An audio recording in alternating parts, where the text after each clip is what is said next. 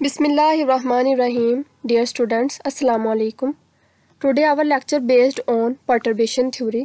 उससे पहले question arise होता है perturbation theory है क्या और इसकी तरफ हम मूव क्यों करते हैं। अब होता कुछ यूँ है कि क्वांटम मैकेनिकल सिस्टम के अंदर प्रॉब्लम्स या मेजरमेंट्स एग्जैक्टली नाउन नहीं होती, उनके रिजल्ट्स, उनके कंसीक्वेंसेस एग्जैक्टली मेजर नहीं की जा सकती। सिस्टम के अंदर प्रॉब्लम्स के अंदर अनसर्टनिटी एग्जिस्ट करती है। बहुत रेयर क्वांटम मैकेनिकल सिस्टम के अंदर ऐसे सिस्टम्स होते हैं कि जिसमें हम हैमिल्टोनियंस को, एनर्जीज़ को या फंक्शंस को एग्जैक्टली फाइंड आउट कर सकते हैं। ऐसे सिस्टम जिनकी एनर्जीज़ या वेव फंक्शंस या उनके हैमिल्टोनियंस एग्जैक्टली या एक्यूरेसी के साथ फाइंड आउट किए जा सकते हैं, उनको आइडियलाइज्ड सिस्टम कहते हैं और वो बहुत रेयर सिस्टम्स हैं क्वांटम मैकेनिक्स के अंदर। अब वो सिस्टम जो हमारे पास जनरल सिस्टम कहलाते हैं या ऐसी प्रॉब्लम जो जनरल प्रॉब्लम्स होती हैं, जनरल नौयत की होती हैं, उन प्रॉब्लम्स को कैसे सॉल्व किया जाए या उनके रिजल्ट्स किस तरह से फाइंड आउट किए जाएं, तो हम उसके लिए जो मेथड यूज़ करते हैं, जो थ्योरी लगाते हैं, उसको हम कहते हैं अप्रोक्सीमेशन मेथड्स। अब अप्रोक्सीमेशन मेथड्स है क्या बेसिकली?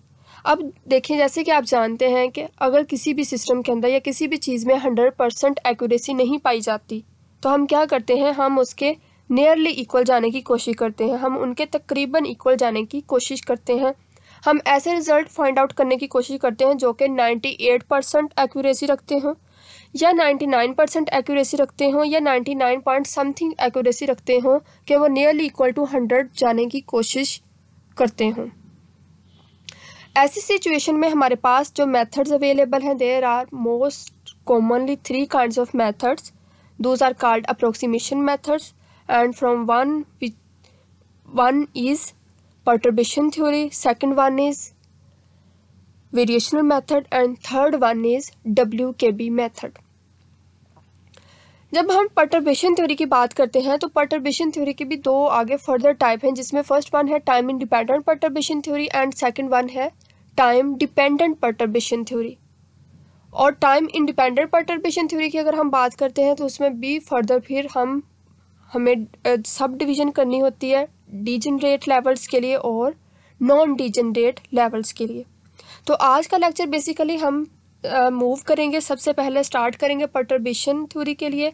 परटर्बेशन थ्योरी कौन सी? Time independent. पहले टाइम इंडिपेंडेंट की बात करेंगे, टाइम इंडिपेंडेंट परटर्बेशन थ्योरी, और उसके बाद फिर हम देखेंगे कि वो थ्योरी नॉन डीजनरेट लेवल्स के लिए है या डीजनरेट लेवल्स के लिए है।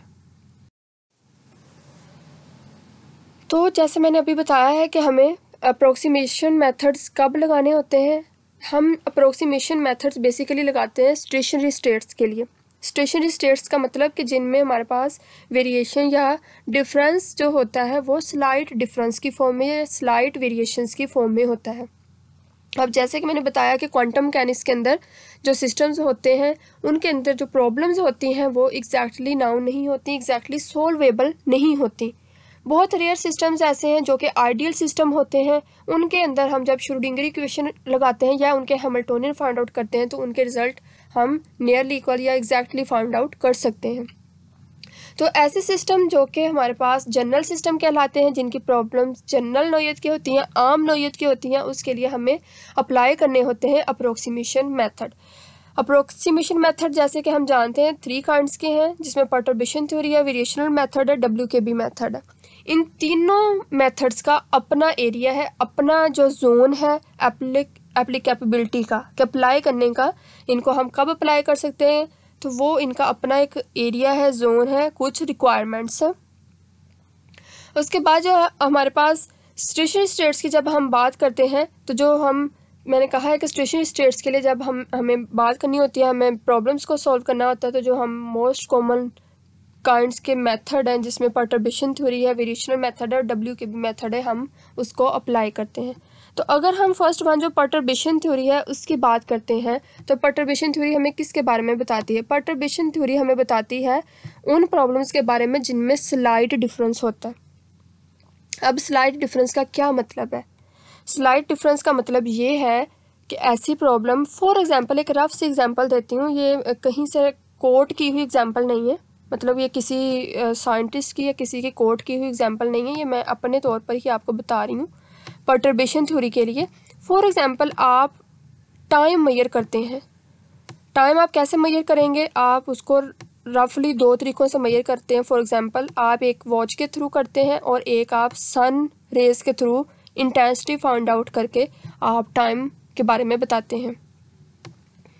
अब वॉच के थ्रू आप टाइम देख रहे हैं फॉर एग्जांपल, तो वो दोपहर के 12 बजे हैं, आपको ये एग्जैक्टली पता है क्योंकि आपने वॉच से देख लिया है, वॉच ऑलरेडी कैलकुलेट कर रही है कि टाइम जो है इस टाइम आपकी वॉच के ऊपर वो 12 o'clock है, दोपहर के 12 बज चुके हैं। अब अगर आप सन रेज की इंटेंसिटी के थ्रू फाइंड आउट करते हैं कि टाइम क्या है, तो उसके लिए आप क्या करेंगे, आप अप्रोक्सीमेट मेथड लगाएंगे। मेथड के थ्रू आप जो वैल्यू कैलकुलेट करेंगे उस कैलकुलेशन को या उस रिज़ल्ट को आप फिर देन ऐड कर देंगे अपनी एग्जैक्टली नाउन वैल्यू के अंदर। फॉर एग्जांपल आप देख रहे हैं सन रेज के थ्रू, सन रेज में इंटेंसिटी कितनी है, इंटेंसिटी मेजर करने से आप अप्रोक्सीमेशन लगाएंगे कि ये आपके पास अभी फॉर एग्जांपल दोपहर के 12 बजे हैं, यानी कि जो रेज है ये 12 अकॉर्डिंग टू आपकी वॉच है कि 12 बज चुके हैं। लेकिन जब सन रेज के थ्रू आप मेजर कर रहे हैं तो वो आपको एग्जैक्टली 12 का टाइम हो सकता है ना मिले, आपके पास जो आप इंटेंसिटी के थ्रू बता रहे हों कि ये 12:30 का टाइम है या 1 बजे का टाइम है, तो वो नियरली इक्वल तो है ना। तो ऐसे सिस्टम्स जिनमें आपके पास डिफरेंस स्लाइट हो, थोड़ा डिफरेंस हो, उनके लिए आप अप्लाई करते हैं परटर्बेशन थ्योरी। फिर बात कर लेते हैं वेरिएशनल मेथड की।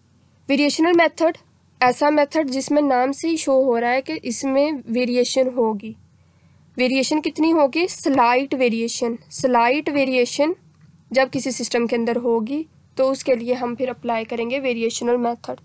उसके बाद अगर हम बात करते हैं WKB मेथड की, इसके पायनियर की वजह से इसको WKB मेथड कहते हैं। Pioneer, W means Wentzel, K means Kramers, B means Brillouin और देन मेथड। तो इन हर एक का जैसे मैंने कहा कि एरिया ऑफ एप्लीकेबिलिटी अलग है। परटर्बेशन थ्योरी के लिए स्लाइट डिफरेंस, ऐसे सिस्टम जिनमें स्लाइट डिफरेंस होता है मेजरमेंट्स में या एक्यूरेसी नहीं होती, अनसर्टेनिटी स्लाइटली होती है, तो उसके लिए अप्लाई करते हैं। अप्लाई करके क्या करते हैं, हैमिल्टोनियन अप्लाई करते हैं श्रोडिंगर इक्वेशन के लिए और देन फाइंड आउट करते हैं आइगन एनर्जी, आइगन वैल्यूज़ और आइगन फंक्शंस, वेव फंक्शंस, यानी कि एनर्जी आइगन वैल्यूज़ और eigen wave functions. Then variational method जो है, इसके लिए जब हम बात करते हैं वेरिएशनल मेथड के लिए, तो वेरिएशनल मेथड में आपके पास जो स्टेट्स होती नो डाउट वो स्टेशनरी हैं, लेकिन उनमें थोड़ी वेरिएशन हो सकती है। थोड़ी वेरिएशन का मतलब कि आप ग्राउंड स्टेट से फर्स्ट फ्यू एक्साइटेड स्टेट तक मूव कर सकते हैं, यानी कि ग्राउंड स्टेट के बाद first state, second state, third state, यानी कि कुछ जो है ग्राउंड स्टेट के उसके जो करीब स्टेट्स हैं उनमें भी मूव कर सकते हैं। कैसे, क्योंकि स्लाइट वेरिएशन क्रिएट होता है वेरिएशनल मेथड में। अगेन हमने वेव फंक्शन की बात करनी है और हमने एनर्जी आइगन वैल्यूज़ की बात करनी है वेरिएशनल मेथड के लिए भी।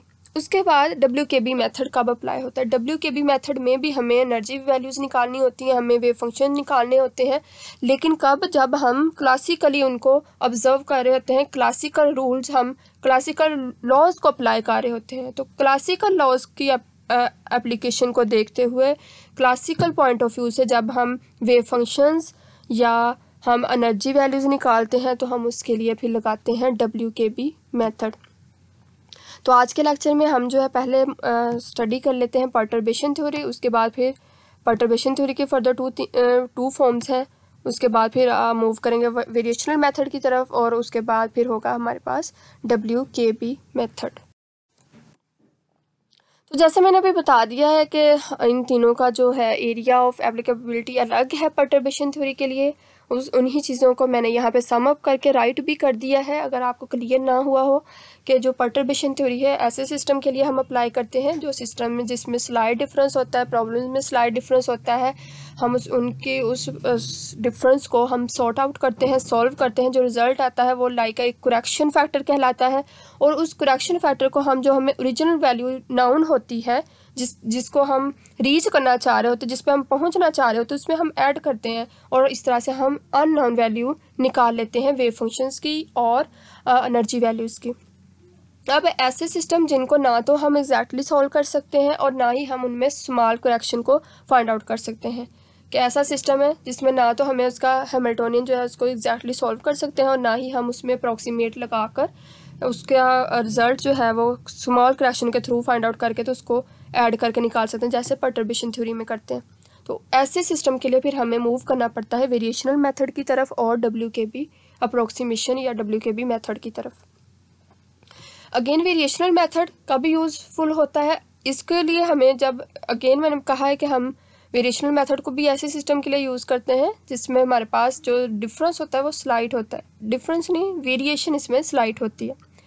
तो वेरिएशनल मेथड यूज़ होगा स्लाइट वेरिएशंस के लिए, और वेरिएशंस ग्राउंड स्टेट से फर्स्ट फ्यू स्टेट तक हम मूव कर सकते हैं एनर्जी के लिए। अगेन इसमें भी हम वेव फंक्शन भी फाइंड आउट करते हैं और एनर्जीज भी फाइंड आउट करते हैं। उसके बाद WKB मेथड की बात अगर करते हैं तो अगेन इसमें क्लासिकल लिमिट को यूज़ करते हुए क्लासिकल पॉइंट ऑफ व्यू से वेव फंक्शंस और एनर्जी आइगन वैल्यूज जब फाइंड आउट करते हैं तो उसके लिए हम WKB मेथड यूज़ करते हैं। अगेन WKB मेथड और वेरिएशनल मेथड के लिए हमारे पास जो हैमिल्टोनियंस होते हैं वो क्लोजली रिलेट नहीं करते नाउन वैल्यूज़ के, जबकि परटर्बेशन थ्योरी में करते हैं, उसमें हमारे पास जो हैमिल्टोनियन होता है वो क्लोजली रिलेट कर रहा होता है नाउन वैल्यू के साथ। तो अब चूंकि हमारे पास एक ऐसा सिस्टम है जिसमें हमें एनर्जी और वेव फंक्शन फाइंड आउट करना है और सिस्टम के अंदर जो अप्रोक्सीमेशन है वो लगानी है, और सिस्टम जो है किस तरह का है, उसमें जो डिफरेंस है वो स्लाइट डिफरेंस है। तो इसके लिए ऐसी सिचुएशन में हम कोई सा भी अप्रोक्सीमेशन मेथड लगा सकते हैं। तीनों में से हमारी मर्जी है, हम इस पे परटर्बेशन थ्योरी भी लगा सकते हैं, हम इसके ऊपर WKB मेथड भी लगा सकते हैं, हम इसके ऊपर वेरिएशनल मेथड भी लगा सकते हैं। तो अब जैसे कि आप जानते हैं कि फॉर एग्जांपल हम फर्स्ट मेथड की ही बात करते हैं, अगर परटर्बेशन थ्योरी, क्योंकि सीक्वेंस वाइज चलते हैं, परटर्बेशन थ्योरी की बात कर लेते हैं। तो परटर्बेशन थ्योरी जब लगाएंगे तो उसमें भी हमारा काम क्या है, हमें आइगन वैल्यूज़ निकालनी है वेव फंक्शन की और एनर्जी की। तो एनर्जी निकालने के लिए और वेव फंक्शन फाइंड आउट करने के लिए हमें ज़रूरत पड़ती है हैमिल्टोनियन की, जो कि श्रोडिंगर इक्वेशन होता है टाइम डिपेंडेंट या टाइम इंडिपेंडेंट। आप टाइम डिपेंडेंट के थ्रू भी निकाल सकते हैं, आप टाइम इंडिपेंडेंट के थ्रू भी निकाल सकते हैं। आज के लेक्चर में हम डिस्कस कर लेते हैं टाइम इंडिपेंडेंट के लिए। टाइम इंडिपेंडेंट हैमिल्टोनियन अप्लाई करते हुए हम एनर्जी वैल्यूज़ और वेव फंक्शन फाइंड आउट करने की कोशिश करते हैं। तो इसके लिए हमें जो वेल नाउन इक्वेशन चाहिए होगी, आइगन इक्वेशन, जो इक्वेशन नंबर 1 आपको नज़र आ रही है, इसमें हम क्या करते हैं, हम हैमिल्टोनियन को किसी स्टेट के ऊपर अप्लाई करते हैं एंड क्या होता है कि जो हमारे पास हैमिल्टोनियन है वो हमें गिव करता है एनर्जी देता है, एज वी नो दैट। तो एनर्जी और हमें वही सेम स्टेट मिल जाती है जो कि इक्वेशन नंबर 1 में आपको नज़र आ रही है। अब इस इक्वेशन को यूज़ करते हुए हम फर्दर मूव करेंगे, हम बाकी एनर्जी की वैल्यूज़ और वेव फंक्शन, ये तो जनरल इक्वेशन हो गई ना, अब इसकी जो बाकी तमाम वैल्यूज़ हैं उनको कैसे फाइंड आउट कर सकते हैं वो भी हम निकालेंगे। टाइम इंडिपेंडेंट परटर्बेशन थ्योरी अब एक ऐसा सिस्टम है जो कि जिसमें डिफरेंस जो है वो स्लाइट है। क्या करेंगे, this method is most suitable when H is very close to Hamiltonian H naught where H also an Hamiltonian. यहाँ पे ये जो H है ये भी हैमिल्टोनियन है, H नॉट भी हैमिल्टोनियन है, HP भी हैमिल्टोनियन है। इनमें डिफरेंस क्या है, यहाँ पे H जो है ये वो हैमिल्टोनियन जो कि हमने फाइंड आउट करना है, H नॉट वो हैमिल्टोनियन है जो हमें पहले से पता है, यानी कि वो वैल्यू जो वॉच से कैलकुलेट की गई है। H वो वैल्यू है जो हम कैलकुलेट करेंगे इस वैल्यू को उस करेक्शन में ऐड करने के बाद, और HP वो वैल्यू है जो हम सन रेज की इंटेंसिटी से फाइंड आउट करेंगे, where HP means perturbed system Hamiltonian. Perturbed का मतलब ऐसा सिस्टम जिसमें करेक्शन रिक्वायर्ड हो, परटर्बेशन का मतलब है वो सिस्टम या वो रिजल्ट्स या वो फैक्टर्स जिनमें करेक्शन रिक्वायर्ड है, जो कि जिनमें एक्यूरेसी एग्जिस्ट नहीं करती, जिनमें अनसर्टेनिटी पाई जाती है, ऐसे सिस्टम। ऐसा हैमिल्टोनियन, तो यहाँ पे HP परटर्ब्ड सिस्टम का हैमिल्टोनियन कहलाएगा। तो फिर इस सिचुएशन में जो हमारा टोटल हैमिल्टोनियन है वो स्प्लिट अप हो जाता है 2 पार्ट्स में, 2 टाइम इंडिपेंडेंट पार्ट्स में। इसमें मेरे पास जितनी भी कैलकुलेशंस है आपको कहीं पे भी टाइम की डिपेंडेंस नज़र नहीं आएगी, क्योंकि हम बात कर रहे हैं टाइम इंडिपेंडेंट परटर्बेशन थ्योरी की। तो यहाँ पर T का फैक्टर कहीं नज़र नहीं आएगा क्योंकि टाइम डिपेंडेंस है ही नहीं। वो हम नेक्स्ट लेक्चर में डिस्कस करेंगे टाइम डिपेंडेंस के लिए परटर्बेशन थ्योरी की। तो जो टोटल हैमिल्टोनियन है वो डिवाइड हो जाता है, स्प्लिट हो जाता है, उसको तोड़ लिया जाता है 2 पार्ट्स में, जिसमें फर्स्ट वन है हमारे पास वो फैक्टर होगा जो हमें कम्प्लीटली नाउन है, और प्लस हम वो करेक्शन जो हम करेंगे जो हमें रिक्वायर्ड है सिस्टम के अंदर। तो इसको इक्वेशन नंबर 2 का नाम दे देंगे। अब ऐसा सिस्टम कौन सा सिस्टम होता है कि जिसमें स्लाइड डिफरेंस पाया जाता है और हम उसमें स्मॉल करेक्शन कर सकते हैं, या उसके ऊपर हम परटर्बेशन थ्योरी लगाने के बाद उसमें करेक्शन करने के बाद उसको जब हम सम अप करते हैं नाउन वैल्यूज़ के साथ, तो हमें सिस्टम का जो है एक्यूरेसी या एक्यूरेटली रिजल्ट मिल जाता है, या नियर अबाउट अप्रोक्सीमेटेड रिजल्ट मिल जाता है। तो ऐसी सिचुएशन वो सिस्टम होता है जहाँ पे वीक इलेक्ट्रिक फील्ड या वीक मैग्नेटिक फील्ड एग्जिस्ट करती हो, और हम उस फील्ड के अंदर, मैग्नेटिक फील्ड या इलेक्ट्रिक फील्ड के अंदर सिस्टम को सब्जेक्ट कर दें, सिस्टम को फेंक दें। किसी फिजिकल सिस्टम को, क्वांटम मैकेनिकल सिस्टम को जब हम वीक इलेक्ट्रिक फील्ड या मैग्नेटिक फील्ड के अंदर फेंक देते हैं, उसको सब्जेक्ट कर देते हैं, ड्रॉप कर देते हैं, तो उसकी वजह से उसमें स्लाइट जो डिफरेंस या स्लाइट वेरिएशन क्रिएट होता है। ऐसे सिस्टम्स के लिए हम फिर ये परटर्बेशन थ्योरी अप्लाई कर सकते हैं। तो परटर्बेशन थ्योरी अगेन इसको यहाँ HP को रिप्लेस कर सकते हैं एक फैक्टर के साथ which is also known as perturbed factor. ये इसके थ्योरी देने वाले ने HP को रिप्लेस किया था इस फैक्टर के साथ, जो कि आपके पास है लैम्डा लेस देन 1। उसने जो कैलकुलेटेड वैल्यू है कि अगर आप लैम्डा की वैल्यू 1 से लेस रखते हैं तो आपके पास रिजल्ट एक्यूरेट रहेंगे, अगर आप ज़्यादा रखेंगे वैल्यू तो वो फिर एक्यूरेसी एग्जिस्ट नहीं करेगी। इसको इक्वेशन नंबर 3 का नाम दे देंगे।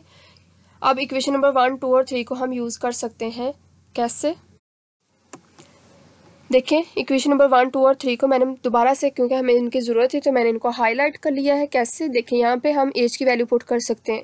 इक्वेशन नंबर 2 से एज की वैल्यू ये आ जाएगी, टोटल हैमिल्टोनियन की वैल्यू H0 और HP आ जाएगी। अगेन HP की जगह पे वैल्यू पुट कर सकते हैं lambda W, where lambda is a perturbation factor और W is a operator, just like Hamiltonian operator W is also a perturbed operator. W represents the perturbation operator and lambda is the perturbation factor, और इसकी value जो है 1 से less होती है। Okay हो गया। अब इक्वेशन नंबर 1, 2 और 3 को हम यूज़ कर लेते हैं। जो 1 इक्वेशन है वो आपको नज़र आ रही है आइगन इक्वेशन। इक्वेशन नंबर 2 आपके पास हैमिल्टोनियन इक्वेशन है जो कि परटर्ब्ड सिस्टम और प्योर सिस्टम के लिए है। तो इसकी जगह पे मैंने एज की जगह पे वैल्यू पुट कर दी और बाकी वैल्यूज़ एज इट इज़ रहेंगे। उसके बाद अगेन HP की जगह पे वैल्यू पुट की, तो ये आपके पास इस तरह से ये फैक्टर आ जाएगा। अब ये रिजल्ट जो है मोस्ट कॉमन है, नेक्स्ट जो है यही यूज़ होगा और इसके थ्रू हम जो है एनर्जी आइगन वैल्यूज़ और वेव फंक्शंस फाइंड आउट करेंगे। उसके बाद यहाँ पे क्वेश्चन राइज होता है कि अब जो हम कैलकुलेशंस करने जा रहे हैं क्या वो डीजनरेट लेवल्स के लिए हैं या नॉन डीजनरेट लेवल्स के लिए हैं। We are going to consider 2 separate cases depending upon whether the exact solution of H0 are non-degenerate or degenerate. Each of these 2 cases requires its own approximation scheme. जब हम H0 की बात करते हैं ना, जो हमें नाउन हैमिल्टोनियन है, तो वो नॉन डिजेनरेट भी हो सकता है, वो डिजेनरेट भी हो सकता है। लेकिन हम जो रिज़ल्ट की बात करते हैं कि रिज़ल्ट डिजेनरेट है या नॉन डिजेनरेट है, वो हम अप्रोक्सीमेशन मेथड लगाने के बाद ही बता सकते हैं कि आया हमारे पास जो रिज़ल्ट डिजेनरेट लेवल्स के लिए आया है या नॉन डिजेनरेट लेवल्स के लिए आया है। तो अगर हम इसकी बात करते हैं, इसको देखते हुए हम कैलकुलेशंस करते हैं, तो हम पहले नॉन डिजेनरेट लेवल्स के लिए हैमिल्टोनियन या परटर्बेशन थ्योरी के लिए बात कर लेते हैं। तो नॉन डिजेनरेट परटर्बेशन थ्योरी की जब बात करते हैं तो हमें अगेन मैंने कहा कि हमें चाहिए एनर्जी फंक्शंस और वेव फंक्शंस। तो इसके लिए कैलकुलेशंस करेंगे सबसे पहले, where En is represents the total energy of the system and this ket vector represents the wave function of the quantum mechanical system and H represents the total Hamiltonian of the system. ये तीनों equations previously जो अभी मैंने use किए हैं उन्हीं को use किया, दोबारा से री राइट किया है। Equation number this one is equation number 1 which is eigen equation and where H is represents the total Hamiltonian of the system, which is replaced by these two factors. Those are, first one is the total Hamiltonian of the system, first one is the noun Hamiltonian of the system. H naught is the noun Hamiltonian of the system and HP is the unknown or perturbed Hamiltonian of the system, and these remaining values remain same. And then this term is replaced by this factor which is perturbed factor और perturbed operator. HP को replace कर देंगे इस factor के साथ और बाकी value again same रहेंगी। इसको इक्वेशन नंबर 4 कह दें। अब हम इस इक्वेशन नंबर 4 को एक्सपेंड कर लेते हैं लैम्डा के respect. Lambda is a perturbation parameter. Lambda को यूज़ करते हुए हम इस इक्वेशन नंबर 4 को एनर्जी और वेव फंक्शन के लिए एक्सपेंड कर लेते हैं। कैसे एक्सपेंड करेंगे? इस तरह से इक्वेशन नंबर 5 में देखें, where E N is the total energy of the system और यहाँ पे lambda 0 for first factor, E0 for first factor and then second factor and then so on. यानी कि ये आप एक स्टेट के लिए अगर एनर्जी की बात करते हैं, सेकंड स्टेट के लिए, उसके बाद उस first excited state, second excited state and so on an excited state के लिए आप एनर्जी फाइंड आउट कर सकते हैं with respect of perturbation parameter. इसी तरह से जब वेव फंक्शन को एक्सपेंड करते हैं तो आप फर्स्ट स्टेट के लिए ग्राउंड स्टेट के लिए, फर्स्ट एक्साइटेड स्टेट के लिए, उसके बाद second excited state and so on an states के लिए स्टेट फंक्शन राइट कर सकते हैं by using perturbation parameter which is lambda. अब अगर इक्वेशन नंबर 5 और 6 को देखते हैं तो हमें नज़र आ रहा है कि ये हमारे पास कन्वर्जिंग सीरीज़ है। कन्वर्जिंग सीरीज़ कौन सी होती हैं ये आप मैथ में पढ़ चुके हैं, ब्रीफ के साथ बताने की ज़रूरत नहीं है यहाँ पे। वैसे कन्वर्जिंग सीरीज़ वो होती हैं जो कि सो ऑन होती हैं आपके पास, मतलब इन्फिनिट सीरीज़। जैसे इक्वेशन नंबर 5 और 6 नज़र आ रही है, ये आपके पास कन्वर्जिंग सीरीज़ है। इन इक्वेशंस को 5 और 6 इक्वेशन को हम यूज़ करेंगे इक्वेशन नंबर 4 के अंदर। कहाँ पे यूज़ करेंगे? हम इस एनर्जी फैक्टर की जगह पे सीरीज़ को अप्लाई कर देंगे और इस स्टेट फैक्टर की जगह पे हम उसकी सीरीज़ को अप्लाई कर देंगे। अगेन इक्वेशन नंबर 5 और 6 को पुट कर देंगे इक्वेशन नंबर 4 में। स्टेट फंक्शन की जगह पे उसकी सीरीज़ आ जाएगी, इधर एनर्जी की जगह पे उसकी सीरीज़ आ जाएगी, स्टेट फंक्शन की जगह पे उसकी सीरीज़ आ जाएगी। तो आपके पास इक्वेशन नंबर 7 नज़र आ रही है। अब यहाँ पे लेफ्ट हैंड साइड पे देखें इक्वेशन नंबर 4 का ये फर्स्ट फैक्टर तो एज इट इज़ आ जाएगा। लेफ्ट हैंड साइड का first factor as it is, उसके बाद उसकी जगह पे सीरीज़, स्टेट फंक्शन की सीरीज़, उसके बाद फिर इक्वल टू, ये इक्वल अब मैंने बॉटम में राइट किया, इसकी रीज़न ये यहाँ पर जगह कम थी तो आप इसको साथ ही राइट करेंगे। जगह कम होने की वजह से मैंने नीचे राइट कर लिया है। फर्स्ट सीरीज़ जो है वो एनर्जी के लिए और सेकंड सीरीज़ जो है वो वेव फंक्शन के लिए। तो इस तरह से आपके पास इक्वेशन नंबर 7 आ जाती है।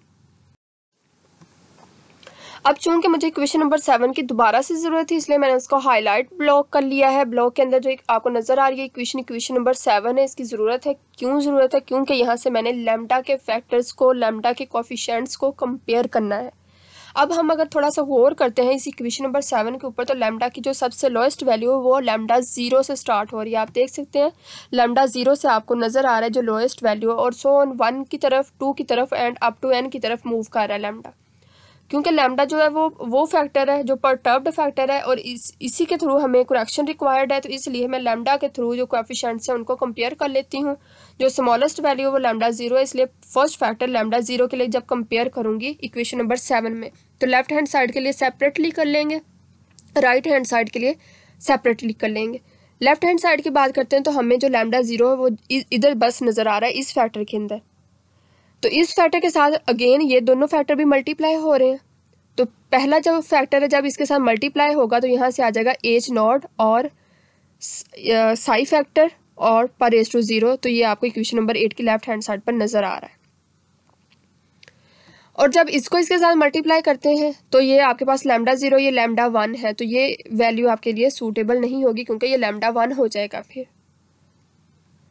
लेफ्ट हैंड साइड की लैम्डा 0 के लिए वैल्यूज़ ख़त्म हो जाती हैं। उसके बाद equal to right hand side की बात करते हैं तो यहाँ पे भी लैम्डा 0 एग्जिस्ट कर रहा है, यहाँ पे भी लैम्डा 0 एग्जिस्ट कर रहा है।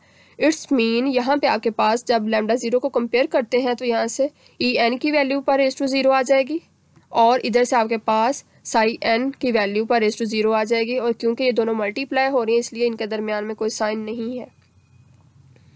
तो इस तरह से आपके पास इक्वेशन नंबर 8 आ जाती है। उसके बाद जब लैम्डा 1 की वैल्यू को कंपेयर करते हैं तो देखें लैम्डा 1 कहाँ पे लाई कर रहा है। एक तो यहाँ पे जब आप इसको इसके साथ मल्टीप्लाई करते हैं तो यहाँ पे भी एक लैम्डा की वैल्यू आती है लैम्डा 1 की, और यहाँ पे भी लैम्डा 1 है। तो जब इस लैम्डा 1 को पहले तो इसके साथ मल्टीप्लाई करते हैं तो यहाँ से एच नॉट और लैम्डा एन पर रेज़ टू 1 आ जाएगा। उसके बाद एक यहाँ से वैल्यू आ जाएगी लैम्डा 1 के लिए प्लस डब्ल्यू और दिस फैक्टर स्टेट वेक्टर पर रेज़ टू 0। तो ये आपके पास इधर प्लस सेकंड टर्म आ जाएगी लेफ्ट हैंड साइड पर। इसी तरह से जब राइट हैंड साइड की बात करते हैं तो हमें लैम्डा 1 यहाँ पे नज़र आ रहा है और लैम्डा 1 इधर नज़र आ रहा है। तो हम इनको मल्टीप्लाई करवा लेते हैं। तो मल्टीप्लाई करवाने के बाद हमारे पास जो फर्स्ट फंक्शन है जब ये वाला फैक्टर इसके साथ मल्टीप्लाई होगा तो भी हमारे पास लैम्डा 1 आएगा। यहाँ से फिर आपके पास आ जाएगा ई एन पर रेज़ टू 0 दिस टर्म और इसके साथ ये फैक्टर साई एन पर रेज़ टू 1 दिस 1। उसके बाद जब ये इसके साथ मल्टीप्लाई होगा तो ये तो हो जाएगा लैम्डा 2। तो इसलिए हम इसको इसके साथ मल्टीप्लाई करते हैं सेकंड फैक्टर को इस फर्स्ट फैक्टर के साथ। तो यहाँ से फिर आपके पास आएगा ई पर रेज़ टू 1 एन, ये जो कि यहाँ पे नज़र आ रहा है, और इधर से आपके पास साई एन पर raise to 0। Equation number 9 complete हो जाती है। क्योंकि अगर हम इन दोनों को मल्टीप्लाई करते हैं तो फिर ये हो जाएगा लैम्डा 2। तो वो हमें नहीं चाहिए, अभी हम 1 के लिए कंपेयर कर रहे हैं। जब हम नेक्स्ट मूव करते हैं लैम्डा 2 के लिए कंपेयर करते हैं तो अगेन आप इक्वेशन के 7 में पहले लेफ्ट हैंड साइड पर देखेंगे लैम्डा 2 का फैक्टर एक तो यहाँ पे नज़र आ रहा है। तो इसे सबसे पहले आप मल्टीप्लाई करवाएंगे एच नोट के साथ। तो यहाँ से आपके पास एच नोट लैम्डा एन पर रेज़ टू 2 आ जाएगा फर्स्ट फैक्टर इक्वेशन नंबर 10 में। उसके बाद जब लैम्डा 2 को आप मल्टीप्लाई करवाते हैं इसके साथ तो ये हो जाएगा लैम्डा 3। ये वैल्यू आपके लिए सूटेबल है ही नहीं। अब जब हम इनमें से किसी वैल्यू की बात करते हैं, इसको जब इसके साथ करवाएंगे लैम्डा 1, इसको जब इसके साथ करवाएंगे तो आएगा लैम्डा 2। तो वो वैल्यू हमारे लिए सूटेबल है, वो वैल्यू यूज़ होगी, वो आ जाएगा डब्ल्यू ऑपरेटर और साथ में यहाँ से आ जाएगा आपके पास स्टेट वेक्टर वेव फंक्शन पर रेज़ टू 1 जो कि इधर लेफ्ट हैंड साइड पर नज़र आ रहा है। इसके अलावा और कोई वैल्यू लैम्डा 2 को सेटिस्फाई नहीं कर रही लेफ्ट हैंड साइड पर। फिर हम मूव करते हैं राइट हैंड साइड पर। राइट हैंड साइड की जब बात करते हैं तो एक तो हमें ये नज़र आ रहा है कि ये लैम्डा 2 है। तो इसको जब हम फर्स्ट फैक्टर से मल्टीप्लाई करवाते हैं तो यहाँ से आपके पास ई एन पर रेज़ टू 0 आ जाएगा और साई एन पर रेज़ टू 2 आ जाएगा first factor right hand side equation number 10 में। फिर प्लस करने के बाद अगला फैक्टर जो है इसको अगर मल्टीप्लाई करवाते हैं हम इसके साथ तो ये होगा लैम्डा 2। तो वो भी वैल्यू अब हमें चाहिए लैम्डा 2 के लिए कंपेयर कर रहे हैं। तो यहाँ से आ जाएगा E1 n और यहाँ से साई n1 पर रेज़ टू 1। तो ये सेकंड फैक्टर आ जाएगा इक्वेशन नंबर 10 में। उसके बाद हमें अगेन अब हम किसको मल्टीप्लाई करें तो हमें लैम्डा 2 मिल सकता है। अब हम इक्वेशन नंबर 7 में किस किस फैक्टर को मल्टीप्लाई करवाएं। अगर हम इस फैक्टर को जो थर्ड फैक्टर है इसको इस फर्स्ट फैक्टर के साथ मल्टीप्लाई करवाते हैं तो भी हमें लैम्डा 2 मिल सकता है। तो इधर से फिर आपके पास आ जाता है ई पर रेज़ टू 2 और साथ में ये स्टेट फंक्शन साई एन पर रेज़ टू 0। तो इस तरह से थर्ड फैक्टर इक्वेशन नंबर 10 में आ जाता है। इसके अलावा अब कोई और वैल्यू नहीं बच जाती कि अगर उसको हम मल्टीप्लाई करें तो हमारे पास लैम्डा स्क्वायर फैक्टर का कोएफिशिएंट मिल सके। तो इस तरह से इक्वेशन नंबर 8, 9 और 10 आपके पास 3 फैक्टर्स के लिए आ जाती है। अब देखें इन तीनों इक्वेशंस में आपके पास जो ई पर रेज़ टू 0 और साई पर रेज़ टू 0 है वो आइगन एनर्जी वैल्यू को और आइगन एनर्जी स्टेट वेक्टर को रिस्पेक्टिवली रिप्रेजेंट कर रहा है ग्राउंड स्टेट के लिए। तो ऐसा सिस्टम जिसमें आपके पास तरतीब हो, सीक्वेंस हो कि ग्राउंड स्टेट, उसके बाद फर्स्ट एक्साइटेड स्टेट, उसके बाद सेकंड एक्साइटेड स्टेट, यानी कि आपके पास एक स्टेट से दूसरी स्टेट फाइंड आउट करना आपके लिए इजी हो। तो ऐसे सिस्टम का जो आपके पास पर्टर्बेशन थ्योरी है वो टाइम इंडिपेंडेंट पर्टर्बेशन थ्योरी कहलाती है नॉन डिजेनरेट लेवल्स के लिए, कि हर सिस्टम दूसरे सिस्टम से यूनिक है, कोई दूसरे को जनरेट नहीं कर रहा, कि एक सिस्टम की एनर्जी उसी के स्टेट वेक्टर के साथ तो रिलेट कर रही है लेकिन दूसरे सिस्टम की एनर्जी या स्टेट वेक्टर फर्स्ट के साथ डायरेक्टली मर्ज नहीं हो रहा या डायरेक्टली एक दूसरे को जनरेट नहीं कर रहा। तो ऐसा सिस्टम आपके पास परटर्ब्ड सिस्टम होता है टाइम इंडिपेंडेंस के लिए, और वो नॉन डिजनरेट लेवल्स को सेटिस्फाई करता है। और स्टूडेंट्स ये था आज का लेक्चर। अब बाकी इसके अलावा और भी मतलब इसकी वेरिएशंस हैं। इसमें अभी मैंने फर्स्ट ऑर्डर करेक्शन करवानी है, सेकंड ऑर्डर करेक्शन करवानी है। इस थ्योरी में ये अभी कंप्लीट नहीं है, चूँकि लेक्चर बहुत लेंथी हो रहा था, तो इसलिए फिर मैंने आज का लेक्चर इतना ही जो है अभी कर लिया है कि ताकि आपको यहाँ तक समझ आ जाए। उसके बाद फिर हम फर्दर मूव करेंगे। तो नेक्स्ट जो है फिर इसमें करेक्शंस होंगी परटर्बेशन थ्योरी के अंदर। यहाँ तक आपको कोई मसला हो तो आप मेरे से ज़रूर डिस्कस कीजिएगा। और थैंक यू एंड अल्लाह हाफिज़।